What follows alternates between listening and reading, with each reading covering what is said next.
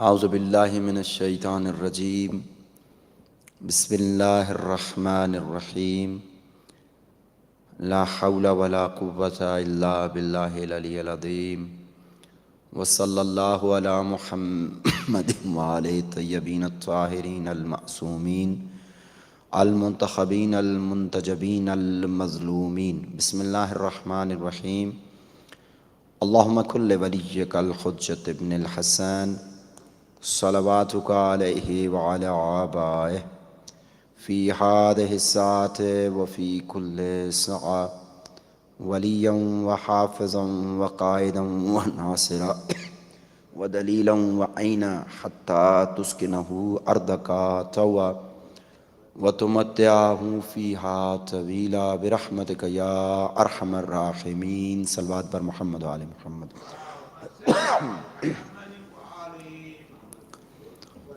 قال النبي صلى الله عليه وآله وسلم علي مع الحق والحق مع علي والحق يدور حيثما دار علي. صلوات بر محمد وآل محمد. اللهم صل على Alhamdulillah, we are grateful to Allah subhanahu wa ta'ala who gave us this great opportunity that we can sit in His house and be disconnected from the materialistic world at least for some time. Even though we know our existence through the material, because when we see a person is walking, talking, sleeping, eating, drinking, we say that this person is alive. But the actual life belongs to the spiritual side of a human being. If the spirit is alive, then the person is alive. And even though Amir al-Mu'mineen, Imam Ali alayhi salam says that even though if you see people, they are eating, drinking, and they are breeding, they are causing more human beings to come into this world. But if they don't know the purpose of their life, in that case, these people are dead people, even though the body is working fine. Okay, so we've been discussing the different stages of Amir al-Mu'mineen's life. According to this hadith which I just recited from the Holy Prophet, where Holy Prophet says that Ali is with the truth and truth is with Ali. And the truth follows Ali wherever Ali goes. So it's not Ali who's following the truth. Why it become like this? Because when the Holy Prophet said that I am the Prophet of Allah subhanahu wa ta'ala, Amir al-Mu'mineen was only 5. And he accepted 100%. And through different stages, he become like Prophet. Apart from the prophethood and messengership, he become like prophethood because he adopted every single habit of the Holy Prophet, including knowledge. So now it's exactly the same way. Wherever the Holy Prophet goes, the truth goes. Now wherever Ali goes, the truth goes. So we have different stages of Amir al-Mu'mineen's life. The very first stage is the first 10 years of Amir al-Mu'mineen's life, when the Holy Prophet, he announces prophethood. Then 13 years more in Makkah. Now Imam Ali alayhi salam is 23 years of age. And then the Muslim, they have to migrate from Makkah to Medina. And then the third stage is 10 years in Medina.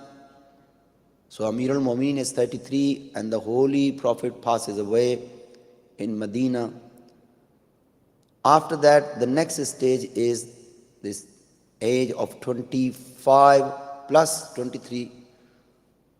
So about 33 plus 25 makes 58. Now, these 25 years of the life of the Amir al-Mu'mineen alayhi salam, he lived in the time of 3 caliphs.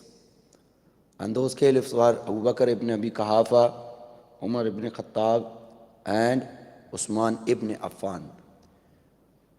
14th or 15th Zil Hijjah 35 after Hijrah, the third caliph got killed, and the people, they took the oath of allegiance to Amir al-Mu'mineen, and he became the fourth caliph of Islam or Muslims.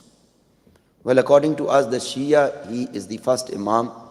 It doesn't matter if he comes number 1 or number 4, but he is the Imam, and he is the one we follow, and according to our belief, we must follow. We reach up to this point that some of the famous people, they did not take the oath of allegiance to Amir al-Mu'mineen. One famous personality is Abdullah ibn Umar, whom I did describe yesterday. And the second personality was Saad ibn Abi Waqas. It was another person. And there's another person, Usama bin Zaid.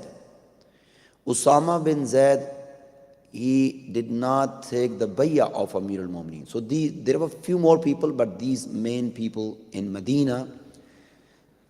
Saad ibn Abi Waqas, later on, he was killed by Muawiyah ibn Abi Sufyan's army or his people. He was given poison. Why he was given poison? Because when Muawiyah ibn Abi Sufyan killed Imam Hassan Mujtaba in 50 after Hijrah, he protested, and Muawiyah knew that he is one of a close companion of the Holy Prophet, and he is the one who conquered Iran in the time of second caliph. So for his politics and his government, it was very, very dangerous if somebody like Saad ibn Waqas stands up. Even though he did not took the bay'ah of Amir al-Mu'mineen, but when Imam Hassan al-Islam was killed with the poison, he was the one, he stood against Muawiyah and said that you made a mistake. You killed Sibt Akbar, the grandson of the Holy Prophet. So we don't know, because his end was great end in that sense. Usama bin Zaid. Usama bin Zaid, he did not take the pledge, did not take the oath of allegiance to Amir al-Mu'mineen. He's another personality. If you remember a couple of lectures back, when the Holy Prophet sent an army against the Romans, he was only 17 and he was the leader of that army. And all the Buzurg companion, all the elderly companion of the Holy Prophet, they were under his supervision, Usama bin Zaid. But he did not take the bay'ah of Amir al-Mu'mineen. When he was dying,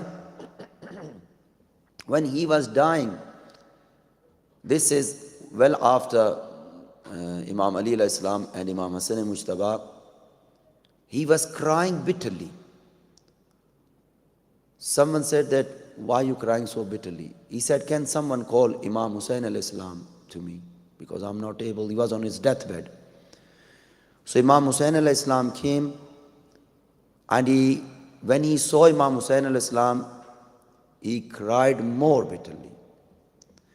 Imam Hussain alayhi salam said, it's your last time, don't cry. What is your problem? You tell me and I will solve your problem. Now, why am I giving this incident? Even though Zaid ibn Usama ibn Zaid, he did not took the bay'ah of Amir al-Mu'mineen, but the son of Amir al-Mu'mineen is still there to help him. And he said that I've got 30,000 silver coins which I borrowed from some people, and I'm afraid if I die and still this money is on my neck, that I'll be standing before Allah subhanahu wa ta'ala in a position where no one can save me. Imam Hussain al-Islam immediately said that whatever you borrowed, that borrowed by Hussain. I will pay you money, don't worry about it. And again, his personality was an amazing personality. He was, on his face, there was some expression that he didn't believe it. Imam Hussain al-Islam looked at his face and he commanded one of his servants, go home and bring 30,000 silver coins. So when he brought 30,000 silver coins, he said, here is your 30,000 silver coin, call your debtors and give them by your hand. But this is another personality. We are not here to judge people, we are here to give the facts and the reaction against those fact by Amir al-Mu'mineen. That's why we say Amir al-Mu'mineen as a role model. Now here we say, even though there were some of the people, they were openly against Imam Ali alayhi salam, but not only Imam Ali, but even his sons, they never took any kind of revenge they were in really need of. These things we need to learn. For example, if someone has said something wrong to me, first of all, who am I? Nothing. Zero or maybe -0. And if someone said wrong to me, I probably have those wrong things within me. But here this person is stood against Imam Ali alayhi salam, but look at the action of Imam Hussain alayhi salam. And where is he learning his action from? From his father, from his grandfather, the Holy Prophet. Now, we reach the point that Talha and Zubair, they left Medina and they said, we want to perform Umrah. While they reached Basra, they saw that, before Basra, when they were going towards Medina, they met the wife of the Holy Prophet, Aisha bint Abi Bakr. He's one of the wife of the Holy Prophet. She was coming back from the Hajj, and it was a huge caravan. So when she was told by Talha and Zubair that Usman is got killed, yesterday I said I'm not going to give what reaction was from her, but when she was informed that Usman ibn Affan got killed, immediately she asked that who is the next caliph? And someone told her that Ali ibn Abi Talib is the next caliph. All the people, they surrounded Imam Ali alayhi salam and they took the bay'ah. Suddenly she raised a voice, she said that Usman was oppressed and he was mazloom. He didn't make any mistake and he was killed. And the killer of Usman ibn Affan, they are in the army of Ali alayhi salam. So that's the slogan, the political slogan was raised there. They all got together, Talha, Zubair, Abdullah ibn Zubair, and Aisha bint Abi Bakr. They all were together as leader. And instead of going back to Medina, they marched toward Basra, which was one of a city in Islam that time. And the governor by the name of Usman ibn Hunayf, he was appointed by Imam Ali alayhi salam. They went there, they had huge army. The Baitul Mal or the treasury was looted, and Usman ibn Hunayf's beard was snatched by some of the soldiers to punish him. And they said that if you want to save yourself, then you can leave. So Basra was occupied by this group of people. When Amir al-Mu'mineen come to know, Amir al-Mu'mineen in Medina, he gathered all the people. He said that we have to go there and we have to settle this problem.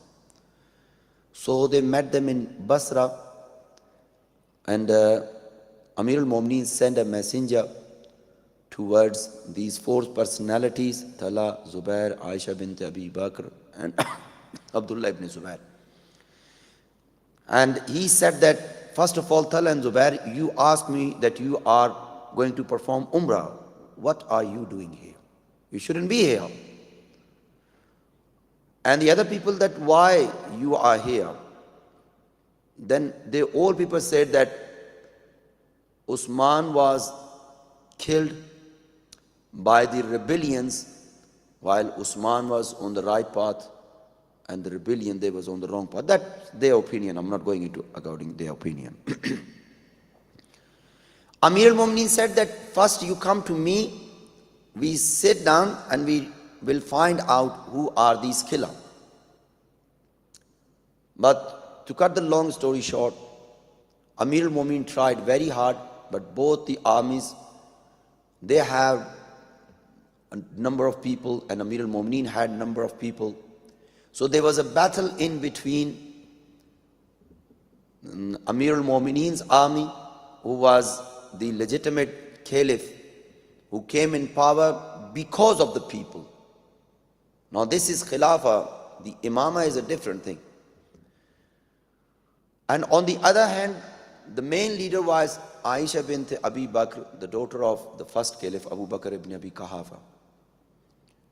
So there was a fight, and there are different figures. One of the historians says from both sides 10,000. Some of the historians says from both sides 70,000 people got killed. So we go for the minimum figure, which is 10,000. 10,000 Muslims got killed. Now, there was a camel by the name of Asakar. It was a red camel, and it was a camel which is hardly found in Arabia. The wife of the Holy Prophet, she was sitting on that. She brought her camel into the middle of the battleground, and she was inspiring the remaining soldiers to fight against the army of Imam Ali alayhi salam. And the soldiers, they surrounded the camel, and they said that this is our way of salvation towards Allah subhanahu wa ta'ala. We gonna get killed, that is better, but we will not be leaving the wife of the Holy Prophet. One of a person came to Imam Ali alayhi salam during this period. And he said, Ya Ali, our life become hell. We see one side is you, the cousin, the son-in-law of the Holy Prophet, and we know your services for Islam. And on the other side we have got the wife of the Holy Prophet and some great companion like Talha and Zubair and Abdullah ibn Zubair and few other people. How do we know which is right and which is wrong? Aliyun ma'al haq wal haqqu ma Ali. Now here another lesson to be learned from the life of Amirul Mu'mineen. If there are two politicians, they are fighting each other, and you go to a politician, he says that who is on the right path, you or your opponent? What would be the answer? He said, I'm the right path. I'm not only on the right path, I'm the right. But Amirul Mu'mineen didn't say, haven't you heard at least this hadith, Aliyun ma'al haq wal haqqu ma Ali? He didn't say this. What did he say? He says, Irful haqqa ta'rifur rijal.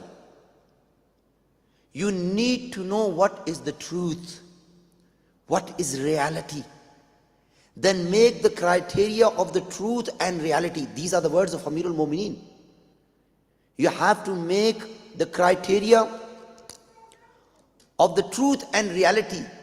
Then bring the personalities and take these personalities through this reality. Anyone who becomes successful, that person is on the right path. Now this is the lesson we need to learn in our life as well. If I see my brother is fighting, for example, a non-Muslim, what is my duty? Just go there and without asking it start slapping the non-Muslim because that person is hitting my brother? No, this is wrong. What is the reality? Amir al-Mu'minin says, go and first find out what is the reality. And if you see the reality belongs to the person who is against my brother, you stand against your brother. Because you've been commanded to stand for right and reality, not for your relatives. Even if it's your son, your wife, your mother or your father. And then in the Quran, Allah subhanahu wa ta'ala says, even if it is against you, admit that you made a mistake. This is the seerah. This is the way of life of Amirul Mu'mineen. That's why the Holy Prophet says, Aliyun ma'al haq wal haqqu ma Ali. That the truth and reality is with Ali. And Ali does not follow the reality. Ali has become reality himself. Now the reality and truth follow wherever Ali goes. So, Amir al-Mu'min didn't say that I'm on the right path. Amir al-Mu'min said that first you need to know what is the reality, what is the truth, and then see who are the people they are following the reality. Then you follow them. End of the day, so many soldiers from the side of the wife of the Holy Prophet got killed. This battle is called the Battle of Camel, or Jang-e-Jamal we say in Urdu language. The Battle of Camel. Most of the soldiers from her side got killed.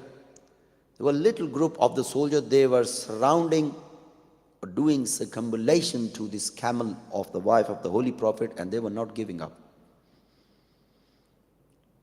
Amirul Mu'mineen called Imam Hassan Mujtaba alayhi salam. He said, Hassan, unfortunately there was a little calf in the time of Musa alayhi salam, and people, they took that calf as their Lord, as their God. Unfortunately, at the moment, this camel has become a calf for this group of people. They were worshipping this calf, this camel. Go and kill this camel. Malik Ashtar and Imam Hassan Mujtaba, they both went there.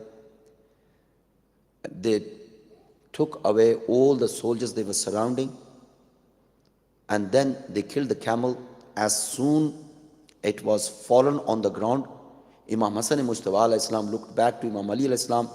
Imam Ali said, you come back. And then one of the brother of Aisha bint Abi Bakr, who was in the army of Imam Ali alayhi salam, by the name of Muhammad, son of Abu Bakr, the first caliph. He was called by Imam Ali alayhi salam, and Imam Ali alayhi salam said, go to your sister and tell your sister that I take you away. Whatever damage has been done, we don't want to increase this damage. So leave the battleground as soon as possible. Muhammad ibn Abu Bakr, he went there because she was in a kind of little, I don't know what, little carrier which was fully covered on the back of the camel. So he put his head into this little carrier. So Aisha bint Abi Bakr, she cried and yelled. She said, don't you know that I'm the wife of the Holy Prophet? And I am the mother of all the Mu'mineen. So how could you come into my hijab? And he replied that I am your real brother Muhammad ibn Abu Bakr. I have the right, I'm your mahram. And she replied that you are not my brother anymore. Since you helped Ali, you did not come with me. So he tried to explain to his sister, but she said, I'm going to stay here till I die. Then Amirul Mu'mineen sent Imam Hassan Mujtaba alayhi salam, said, go and tell this statement. I don't want to say that statement which Amirul Mu'mineen said here, because some of our brother, they feel offended, even though there's nothing that. It was a statement about taking the title of Ummul Mu'mineen with the will of the Holy Prophet. But Imam Hassan Mujtaba went there, and this wife of the Holy Prophet, Ummul Mu'mineen, she said, take me away from this battleground. Then Amirul Mu'mineen called 40 of the men, and he said with such a dignity and honor, take the wife of the Holy Prophet back to Medina. I will deal rest of the army by myself. And whoever goes inside the house and close the door, don't say anything to them. If someone drops the weapons, don't say anything to them. And do not take away their war booty. The war booty you have here in this battle, give them back. A person came forward from the army of Imam Ali alayhi salam, and he said, Ya Ali, I do not understand this logic. What is this logic? That we came here to take away this fitna, and we killed the soldiers. So their blood was halal for us, but their wealth is haram for us. What kind of logic is that? Amirul Mu'mineen replied in such a way. He said, in a normal war, when two different nations, they fight each other, when it comes to the war booty, they take all the wealth, plus they take the woman as slave woman. Among you, is there any person who is going to dare to take the wife of the Holy Prophet as a slave. This is such an honor from Amir al-Mu'mineen towards Aisha bint Abi Bakr. And that is not because of her, this is because of she was wife of the Holy Prophet. And this person starts shivering. Amir said, that's why I said it. Oh, everybody, out of the way. And then Amir al-Mu'mineen made a little caravan. We are talking about Amir al-Mu'mineen as a role model. Please pick up these glimpses, these pearls from the life of Amir al-Mu'mineen. Amir al-Mu'mineen, what Amir al-Mu'mineen did, he made a little caravan of 40 people, 40 men. And he made a little caravan, and then he got a most beautiful camel, and on the back of the camel, he made a carrier, and he commanded the wife of the Holy Prophet to sit inside and go back to Medina. While this caravan was taking the wife of the Holy Prophet to Medina, when they traveled maybe few miles, 30, 40 miles or maybe more or less, then those 40 people, they were in this caravan to taking the wife of the Holy Prophet with full protocol back to Medina. The leader of that caravan, he was next to the camel, and the camel was fully covered with hijab. He was next to the camel of Hazrat Aisha, and he heard that she's crying inside. This person came near to the carrier because it was fully covered, a little kind of a little box, and then curtains on the top. He came next to, he said, Ya Ummul Mu'mineen, why are you crying? And she said that Ali was so cruel to me.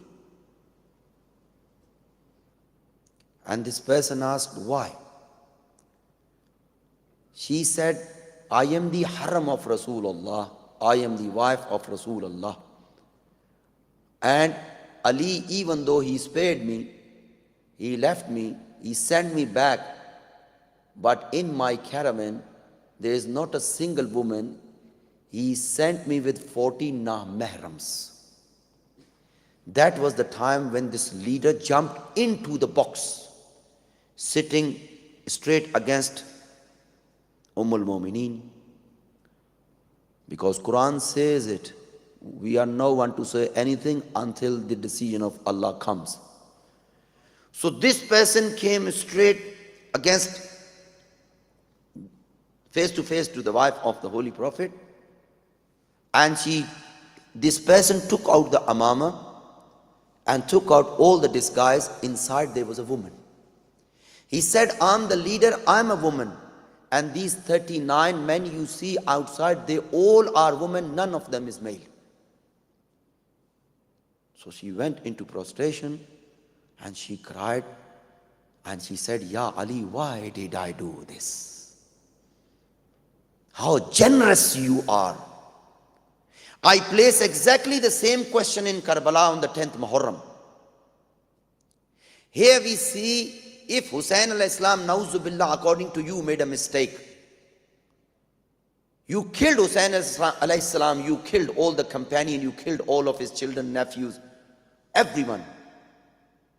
If you were Muslim and the people they call Yazid was Muslim and his army was Muslim, well, in that case, you had to follow the way of life of your fourth caliph. And these ladies are not common ladies. These ladies are the granddaughter of the Holy Prophet. What did Ali do? Even though she was on the wrong side, because of her minimum 10, maximum 70,000 people got killed. Who's responsible for that blood? But again we see Amir al-Mu'mineen sent back with the caravan with such an honor, with 40 women, everything back. But here we see in the Sham-e-Ghariba, what happened? What happened in Sham-e-Ghariba? If I tell you what is written in Maktal, you wouldn't be able to believe it. Even some of the Shia, they can't bear it, the things happen there. The tents were burned from all over the side. Little children, they were slapped. I don't know how to explain this. When after 1400 years, these so-called mullahs come, especially in Pakistan, mullah like Munibur Rahman, he is the mufti. And he said, we don't know if Yazid made this decision or not. Okay, then why he took the ladies of the Holy Prophet from the Holy Prophet's household into 36 cities? This is unbelievable. So this battle ended on this very sad incident. And just a night before, when this battle of Jamal started, Amirul Mu'mineen cried. And he cried that his cry was heard by his own soldiers up to 100, 200 yards. That's how he was crying. When Malik-e-Ashtar was asked that why Ali is crying, Malik-e-Ashtar starts slapping his face. Said, Ali is saying only one thing, that this is Islam which I planted with the Holy Prophet. And now I have to cut this plant. So if we look into the life of Amirul Mu'mineen, from the age of 5 up to the last strike which he received from Abdul Rahman ibn Muljim, what was the word of Amirul Mu'mineen? Fustu wa Rabbil Kaaba. By the Lord of the Kaaba, Ali becomes successful. Why? Because it was the most difficult exam of any Masoom in the history of Masoomiyah. Out of 124,000 prophets and 12 Imams, you go to the shrine of Amirul Mu'mineen al-Islam, on one of the door is written, Ya Awwalul Madloom. This is Imam Ali al-Islam. Imam Ali al-Islam is standing there, and Hazrat Zahra is getting slaps. Imam Ali al-Islam is there, and he sees the door of Ali al-Islam is burned. But for the sake of Islam, 25 years he stayed quiet. And now for last 5 years of his life, he came in power.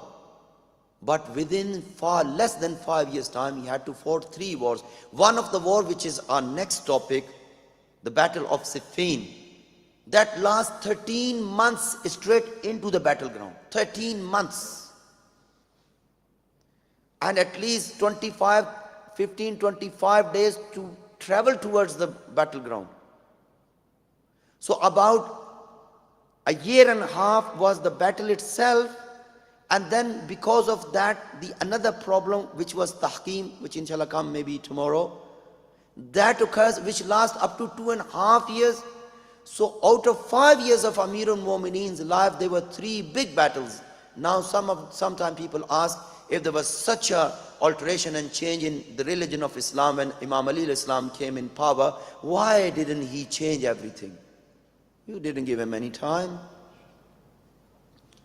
In the time of Amir al-Mu'mineen, the very first month of Ramadan came when he was caliph, and he, after finishing the battle here, I'm finishing with this one, after finishing the battle here, he took his army. I think about 6-7 minutes left before that. So after finishing the battle in Jamal, instead of going back to Medina, Amirul Mu'mineen went towards Kufa. Now, Kufa is about 13-15 kilometers from the shrine of Amirul Mu'mineen al-Islam. There was a city called Kufa. Kufa was a city, he moved his capital there. Before Amirul Mu'mineen and the early few weeks or couple of months of Amirul Mu'mineen's reign, which was in Medina, the capital was Medina. But after that, Amirul Mu'mineen went for this battle, and finishing this battle went to Kufa. And he turned Kufa into the capital of Islam. Kufa's history is amazing. We need to understand this history. Kufa was not a city up to the time of the second caliph. But Kufa has got such a geographical, what is the word, geographical way? How do you say this, please? Well, you're going to say it. It's not coming onto my tongue. So it has such a position, very important position, to watch the whole Islamic government. And Amirul Mu'mineen, with his basira, he knew that this is the place where the Islamic government can be controlled easily. This city come into existence in the time of the second caliph. When he was the caliph, Umar ibn Khattab, he made this place as little place for the army. Obviously, Amirul Mu'mineen was with him, and when there were so many problems occurring, Amirul Mu'mineen said that you made a little place for army here in the Kufa. So Umar ibn Khattab accepted, and later on it becomes the huge place for the army of Islam. And with the time passes by, these army, obviously they used to live themselves there, but their family used to live either in Makkah and Medina and other part of Islam. All the soldiers, they used to live alone there. Later on, they called their wives and their children, and gradually this place become a city. Now, whenever you see there is a problem within Islam, even in the time of Imam Hussain al-Islam, when the incident of Karbala took place, the people of Kufa, they are heavily involved, because these people, they all were from the army background, and all they knew is to fight. All they knew is to have two groups fighting each other. Inshallah ta'ala, we will come into this one.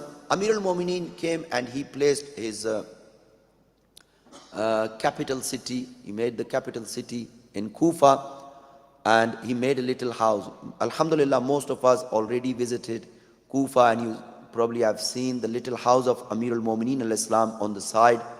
There is a well within the house as well, and you see little rooms. Those rooms belong to Imam Hussain, Imam Hassan, and Hazrat Kulsum and Hazrat Zainab Salamullah alayhima.